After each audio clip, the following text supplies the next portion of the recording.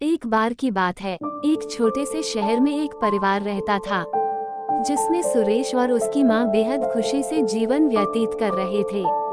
Suresh auto चलाता था और उससे जो भी आमदनी होती थी, माँ बेटा खुशी खुशी उससे गुजारा करते थे। एक दिन उसकी मौसी सुरेश के घर आई। उसने सुरेश की माँ से सुरेश की शादी के बारे में बात की, जिसे सुनकर माँ बहुत खुश हो गईं। अब सुरेश के लिए एक अच्छी लड़की की तलाश शुरू होती है। कुछ ही दिनों में सुरेश की मौसी को प्रिया नाम की एक लड़की मिली, जो देखने में बेहद खूबसूरत थी।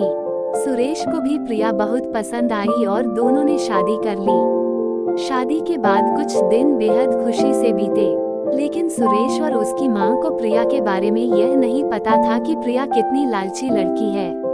प्रिया ने शादी के कुछ दिनों बाद ही अपने रंग दिखाना शुरू कर दिया था। वो महीने में कई बार किटी पार्टी जैसे सोमराह में जाने लगी, जिसके लिए प्रिया हर पार्टी में नए कपड़े और कीमती जेवर पहनती थी।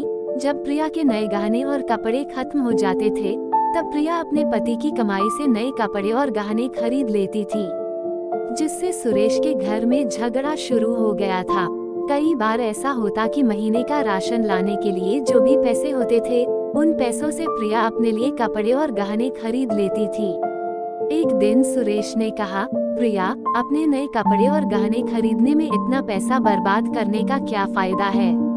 आपको सोचना चाहिए कि आपके पति की इतनी कमाई नहीं है कि आप एक महीने में 10 बार किटी पार्टी में जाने के लिए नए नए कपड़े और गहने खरीद कर खर्च कर सकें।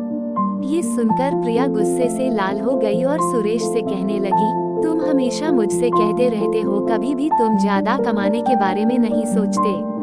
यदि तुम ज्यादा ऑटो रिक्शा चलाते तो ज्यादा कमाई होती और आज मैं आराम से नए नए कपड़े पहन सकती।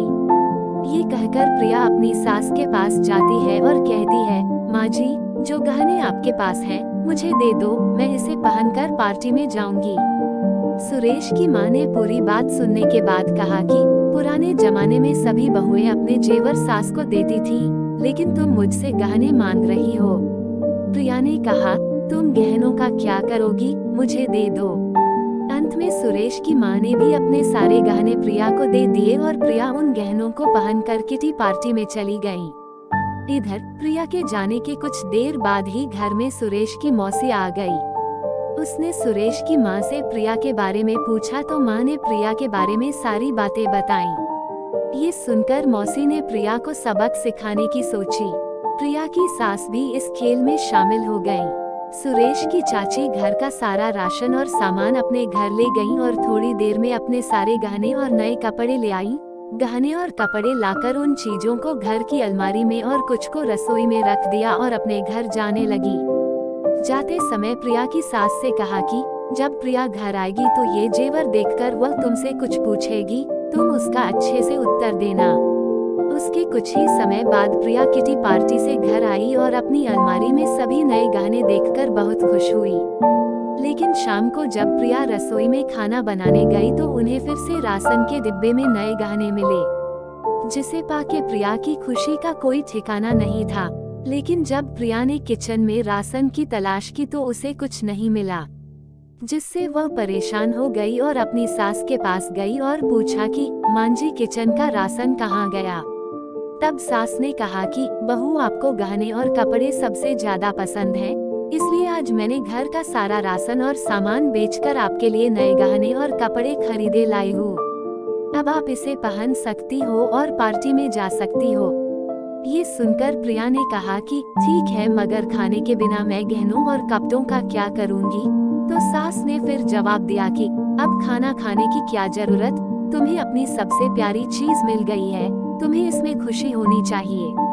ये सुनकर प्रिया को अपनी हरकत पर पछतावा होने लगा। तभी सुरेश की मौसी भी आ गई।